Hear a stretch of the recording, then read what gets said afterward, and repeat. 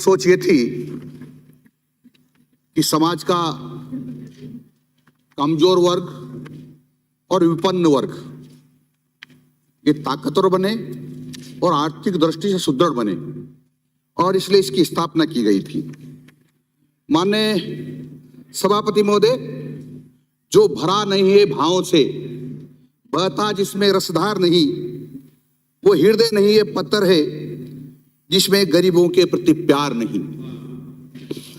माननीय सभापति महोदय, कि सामाजिक न्याय एवं अधिकारिता विभाग की सबसे बड़ी योजना है छात्रवृत्ति और छात्रावास। छात्रावास की हालत यह है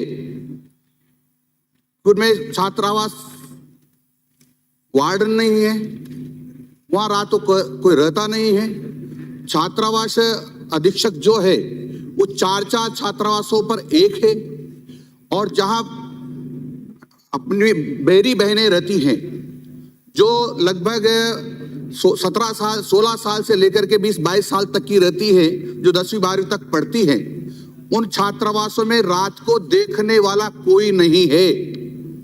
यानी और वो कई छात्रावास तो इतने गांव से बस्ती से दूर हैं कि वहां पर किसी भी प्रकार की अनहोनी हो सकती है, लेकिन उसको देखने वाला नहीं है।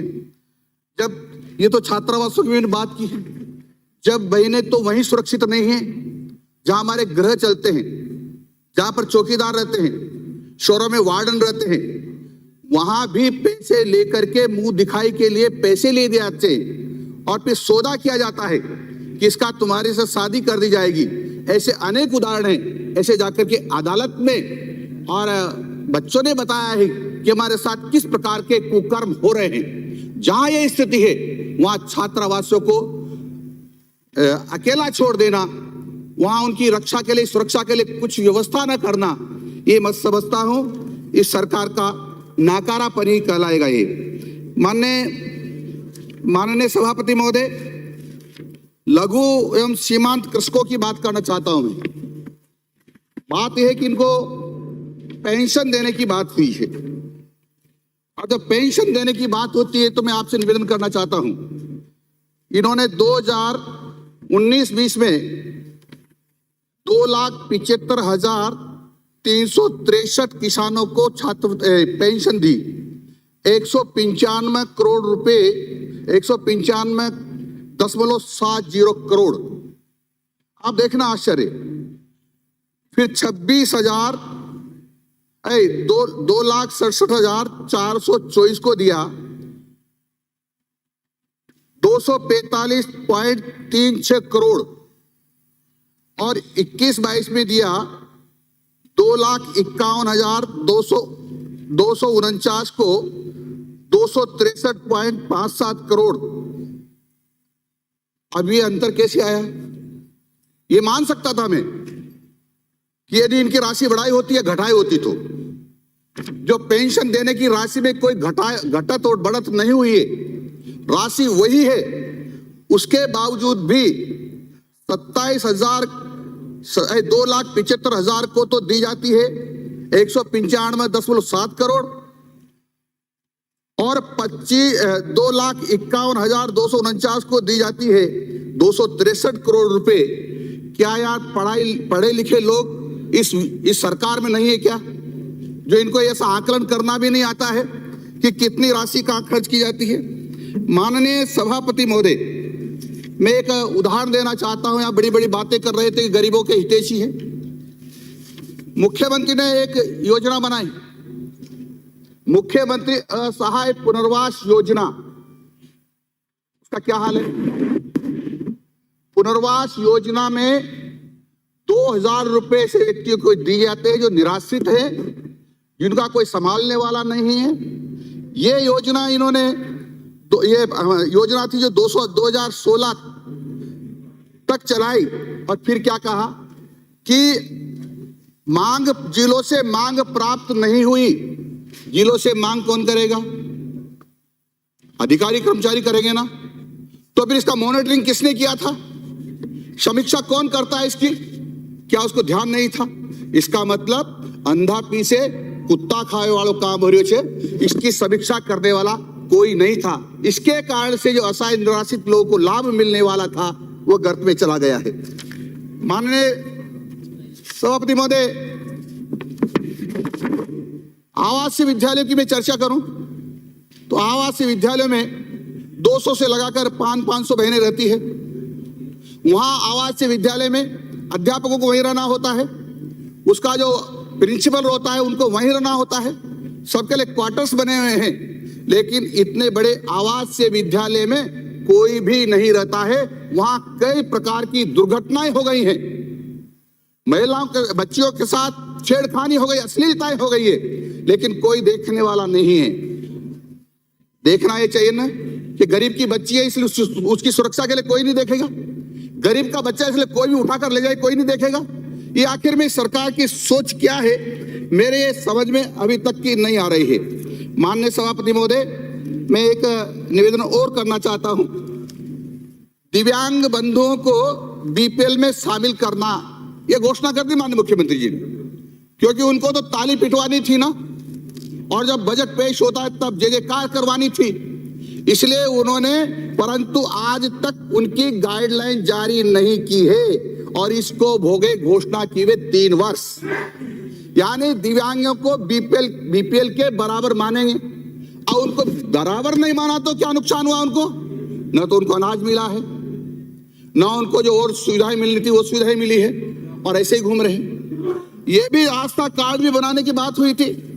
आस्था कार्ड बन जाता है लेकिन उसका कोई लाभ मिलता नहीं है, क्योंकि उसकी समीक्षा करने वाला कोई बचा ही नहीं है, समीक्षा कोई करता ही नहीं है, कोई देखता ही नहीं है, क्योंकि गरीब लोगों के प्रति किसको चिंता है देखने की?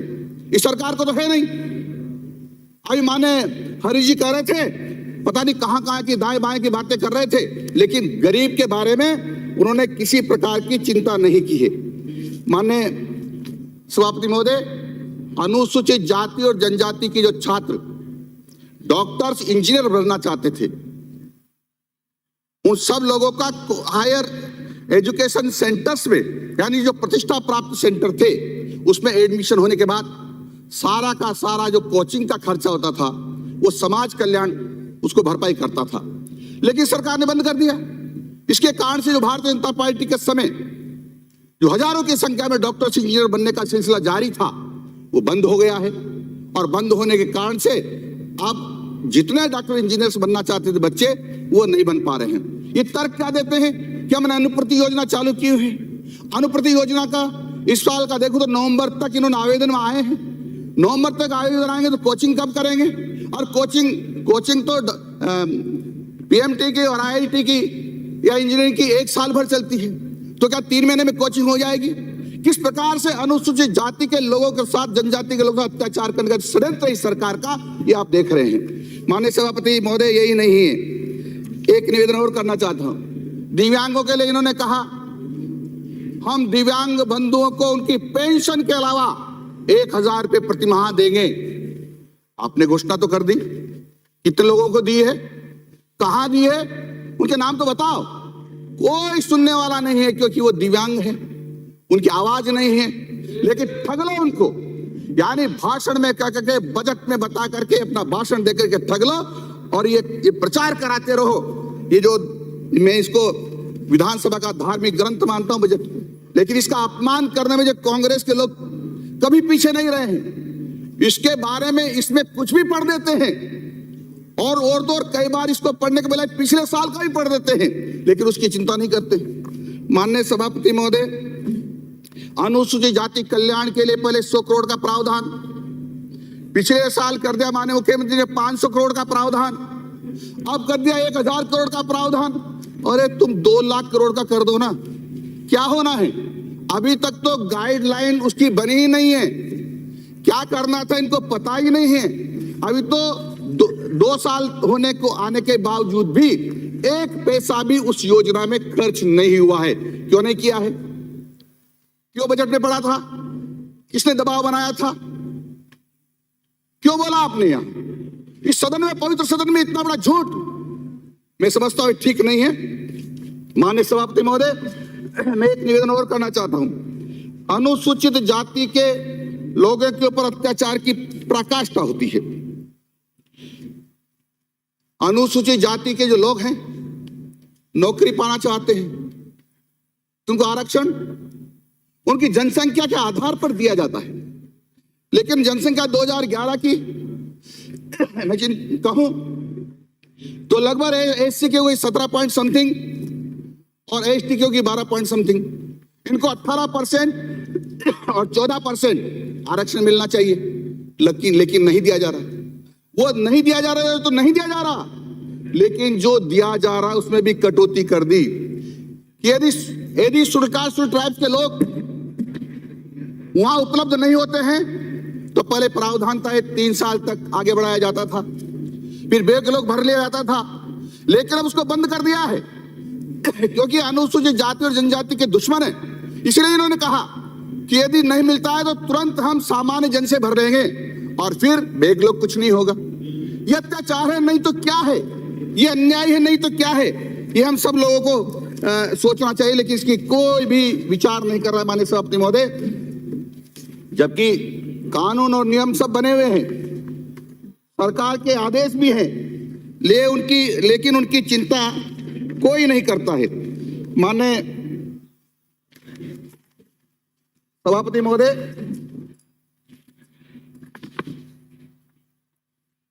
राजस्थान में घोषणा की गई कि जो घुमंतु हैं, विमुक्त लोग हैं, इनको हम भूमि का निःशुल्क पट्टा देंगे जिनके पास आवास नहीं है। ये 3 साल हो गए इस घोषणा को, आदेश भी जारी हो गए, लेकिन क्या दिया है, किसको दिया है? मैं लगातार इस विधानसभा में कई बार इस बात को उठाता रहा हूं, मैं अधिकारी से मिलता रहा हूं, लेकिन उनकी कोई आवाज नहीं है, इसलिए कोई सुनने वाला नहीं है। उनको जो कालबेलिया है, गाड़िया लोहार है, सासी है, दमामी है, सिगलीगर है, सपेरा है, नट है, भांड है, भाट है, ऐसे लोगों के प्रति इनमें दया नहीं है। आज वे खुले आसमान के नीचे रह रहे हैं। ठिठुर सर्दी में उनके बच्चे खुले में घूमते रहते हैं, धूप तपती रहती है तब वो सड़कों पर बैठे रहते हैं, और जब ओले पड़ते बरसात आती है ओलों की मार भी वो खुले में झेलते हैं, लेकिन इनकी कोई सुनने वाला नहीं है। माननीय सभापति महोदय, यही नहीं है, इन्होंने कहा कि हम इनके लिए आयोग बनाएंगे, आयोग बना दिया। आयोग में क्या किया? कोई भी सदस्य नियुक्त नहीं किया। तो आयोग बने हुए कितने साल हो गए, लेकिन अभी तक एक पैसा खर्च नहीं करके क्या किया कि हमने पीडी खाते में पैसा जमा करा दिया है। क्या होगा उससे? अरे काम करो इसके लिए, क्यों नहीं काम कर रहे हो? ऐसे अनेक उदाहरण हमारे सामने। माननीय सभापति महोदय, कई समाजों को ठगने की कोशिश की गई। प्रदेश के नाइयों से कहा गया कि तुम्हारे लिए केस कला बोर्ड बना रहे हैं हम लोग, और इसमें हम सबसे सुझाव लेंगे और सुझावों के आधार पर आगे योजनाएं बनाएंगे। लेकिन केस कला बोर्ड तो 2016 में बना था ना, इसमें तो अभी 2021-22 में तो सदस्य अध्यक्ष का ही मनोनयन नहीं हुआ 16 से, और 22-23 में 4 करोड़ 58 का वित्तीय प्रावधान किया था, वो खर्चा न हुआ, लेकिन पीडी खाते में डाल दिया गया है। यानी इस प्रदेश के नाइयों के साथ भी ठगी करने का पूरा प्रयत्न हुआ। जो हमारे यहाँ देश की सबसे बड़ी बुद्धिजीवी कौम कहलाती है, जो श्रेष्ठ लोग जिनको हम कहते हैं वो हैं ब्राह्मण, जिसको विप्र कहते हैं। विप्र कल्याण बोर्ड का भी गठन किया गया 2022 में, लेकिन क्या किया उसमें? इसमें अभी तक बोर्ड में अध्यक्ष व सदस्य का मनोनयन नहीं किया है, खर्चा भी नहीं हुआ है, और कहा जी हमने पीडी खाते में पैसा डाल रहे हैं। राजस्थान राज्य पिछड़ा वर्ग आयोग बनाए इन्होंने, लेकिन इसमें भी 16, 17, 17, 18, 18, 19, 19, 20, 21, 20, 21, 21, 22, 22, 23 में राशि केवल पीडी खाते में ट्रांसफर की है। ये ओबीसी के लोगों के साथ ठगी है। क्यों नहीं इनके कल्याण की बात की गई? क्यों नहीं योजना बनाई गई? क्यों नहीं सुझाव मांगे गए? पर ऐसा नहीं हुआ।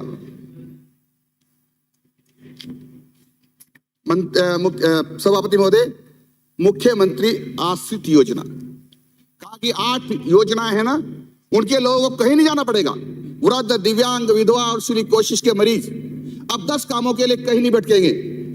इस योजना के लिए ई मित्र केंद्र पर कियोस्क और संचालक खुद उनके घर जाएंगे, उनसे पूछेंगे तुम्हारी क्या समस्या है, और वो स्वयं समस्या का समाधान करने का पोर्टल पर डालेंगे। लेकिन कोई गया उनके यहाँ? किसने पूछा उनको? और नहीं पूछा तो फिर मॉनिटरिंग करने वाले के भार झोंक रहे थे इतने बड़े बड़े अधिकारी। क्या करते हैं इतने बड़े आईएएस ऑफिसर्स? क्या करते हैं मंत्री, मुख्यमंत्री? इन गरीब जो मुख्यमंत्री आश्रित योजना बना दी वाह लूटने के लिए, और उनके लिए काम नहीं किया। इससे लगता है ये दिखाना क्या चाहते हैं और करना क्या चाहते हैं। गरीब लिए कोई काम नहीं किया इन्होंने। और सामाजिक सुरक्षा योजना के अंतर्गत क्या कहा गया? सामाजिक सुरक्षा योजना के अंतर्गत यह भी कहा गया अटके हुए पेंशन प्रकरणों में लाभार्थियों से संपर्क करेंगे और विभागीय अफसर उनका समाधान करेंगे। कहां है? किससे संपर्क किया? इतने लोगों की पेंशन अटकी हुई है, कई को तो जिंदों को मरा हुआ बता दिया है। वो जाता है कि मेरी पेंशन क्यों नहीं दे रहे भाई, तू तो मर गया। उसी से कह रहे कि तू तो मर गया। बोला मैं तो जिंदा हूं। बोला मर गया। अरे मैं मर कैसे गया? तुम्हारे सामने जिंदा हूं ना। कागज में अब तो कैसे जिंदा करो मुझे, कागज में तो करो, नहीं कर रहे हैं। ये कहना कि हम तो पेंशन प्रकरणों में लाभार्थियों के संपर्क करेंगे, जहां जहां उनको नहीं मिल रहा, परीक्षा नहीं आ रही है, और उनका समाधान करेंगे, कोई नहीं किया। केवल घोषणा ही घोषणा है। ये कहते दिव्यांगों को हम स्कूटी देंगे ताकि वो ठीक प्रकार से जो उनका अंग विकलांग होने के कारण चल फिर नहीं पाते हैं, तो उनको स्कूटी देंगे। कितनी स्कूटी दी? 5000 स्कूटियों का प्रावधान किया गया। कहां है वो 5000 स्कूटी? किसको दी गई? कहा गया हम दिव्यांगों का सर्वे करेंगे, और उनका सर्वे करने के बाद जो सर्वे में आएगा किसको किस किस प्रकार के उपकरण की जरूरत है उपलब्ध करवाएंगे, और उनके प्रमाण पत्र बनाएंगे। सर्वे करके भूल गए। आज भी 3.25 लाख दिव्यांग प्रमाण पत्र ठंडे बस्ते में पड़े इनके पास। उनको देने वाला नहीं, कोई बनाने वाला नहीं है।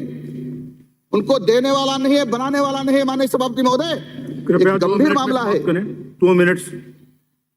मैंने 1:45 से प्रारंभ किया, मुझे 25 मिनट मिले हैं। घड़ी सदन की चलेगी। 1:44 पे आपने चालू किया, 2:04 पे आपका समाप्त होगा।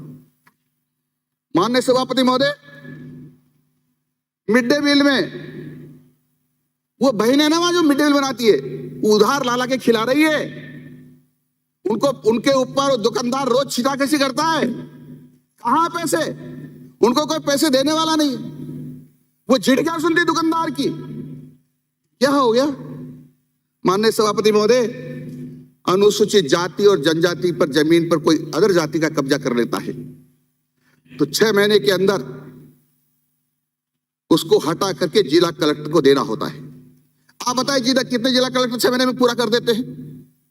राजस्थान में आज भी लाखों लोग अनुसूचित जाति और जनजाति के ऐसे लोग हैं जिनकी जमीनों पर कब्जा है, लेकिन 10-10, 15-15 साल तक जिला कलेक्टर कोर्ट में चलते रहते हैं। कितने जिला कलेक्टर को सजा दी सरकार ने? उसे क्यों नहीं पूछा कि अभी तक तुम्हारे कोर्ट में क्यों चल रहा है? 6 महीने की जब पाबंदी की थी तो नहीं कर रहे हैं। सरकार में गरीबों के प्रति कोई दया नहीं है। माननीय सभापति महोदय, एक आश्चर्य की बात मैं और बता रहा हूं। सन 1970 से गरीबों की जमीन पर यदि कोई कब्जा कर लेता है तो उसमें कब्जा दर्शाने का अधिकार खत्म कर दिया है, लेकिन आज भी दिखा रहे हैं और उसी आधार पर कोर्ट में स्टे मिल रहे हैं। सरकार इस बात की सख्ती क्यों नहीं कर रही? हमने प्रावधान कर दिया है राजस्व अधिनियम में कि 1970 के बाद कोई कब्जा नाम का कोई शब्द नहीं होगा। राजस्व रिकॉर्ड में किसी प्रकार का कब्जा दिखाया नहीं जाएगा, लेकिन दिखा रहे हैं और उस आधार पर लूट हो रही है। आज भी लाखों लोग इधर उधर भटक रहे हैं और उनकी जमीनों पर कब्जे किए जा रहे हैं। माननीय सभापति महोदय, थैंक यू। माननीय सभापति महोदय, ये विमुक्त घुमुक्त और कल्याण बोर्ड बना दिया। कल्याण बोर्ड बना दिया, 100 करोड़ का प्रावधान कर दिया। क्या किया आपने? अरे इनको ठग लिया आपने। गाड़िया लोहर, सासिया, मोगिया, सपेरा, 100 करोड़ का प्रावधान करके 1 पैसा भी आपने इनके लिए खर्च नहीं किया, बल्कि गठन ही नहीं किया। माननीय सभापति महोदय, ये आपने तो कालीबाई स्कूटी योजना चलाई थी ना, वो भी नहीं दी गई। यानी आपको तो गुर्जर समाज के लोगों से भी नाराजगी थी, इसलिए गुर्जर समाज के आपकी नाराजगी सचिन पायलट हो सकती है, वो मानी जा सकती बात, पर सारे गुर्जर समाज से नाराजगी किस बात की थी कि उनकी बच्चों को आपने देवनारायण योजना के अंतर्गत स्कूटी उपलब्ध नहीं कराई। धन्यवाद। माननीय सभापति महोदय, एक निवेदन और करना चाहता हूं मैं।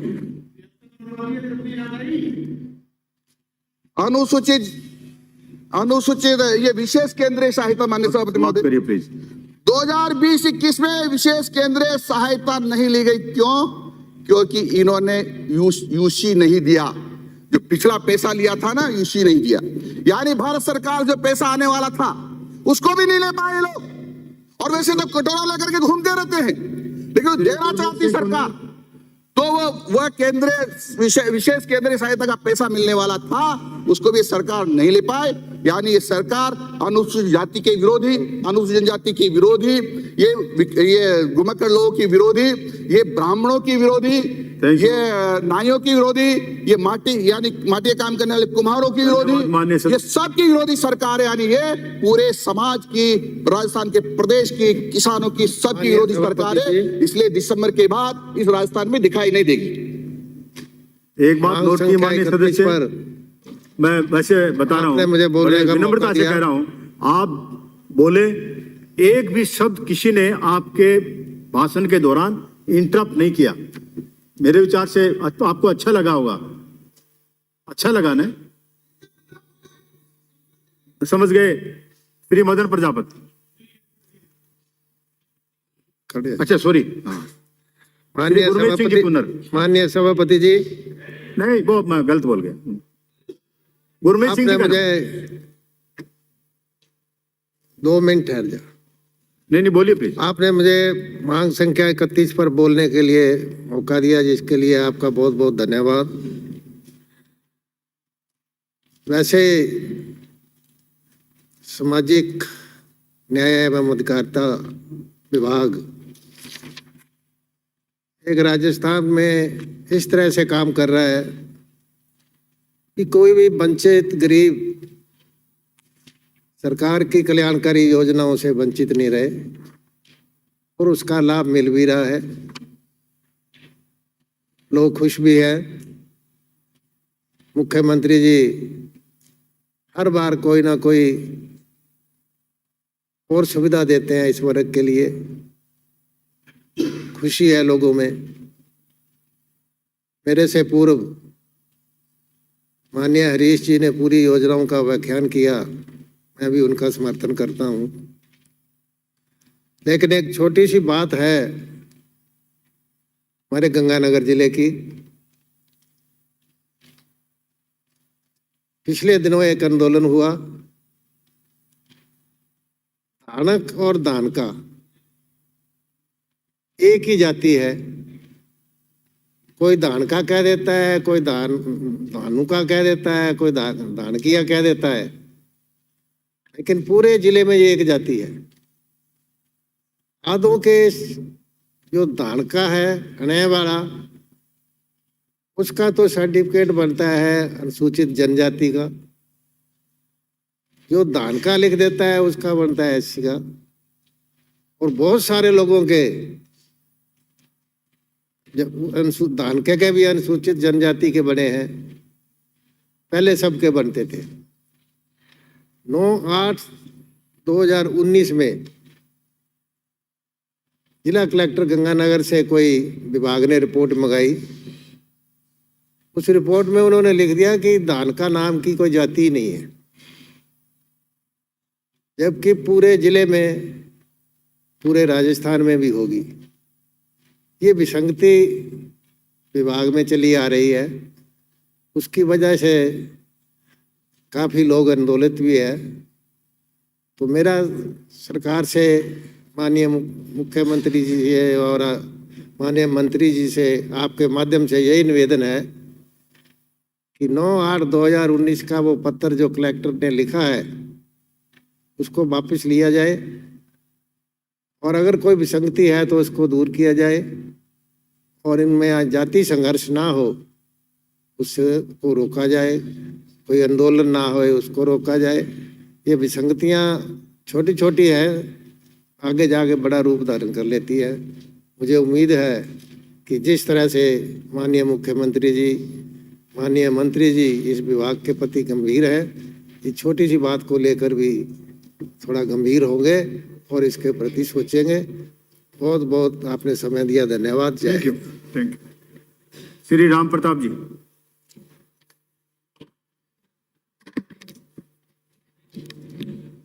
समाप्ति।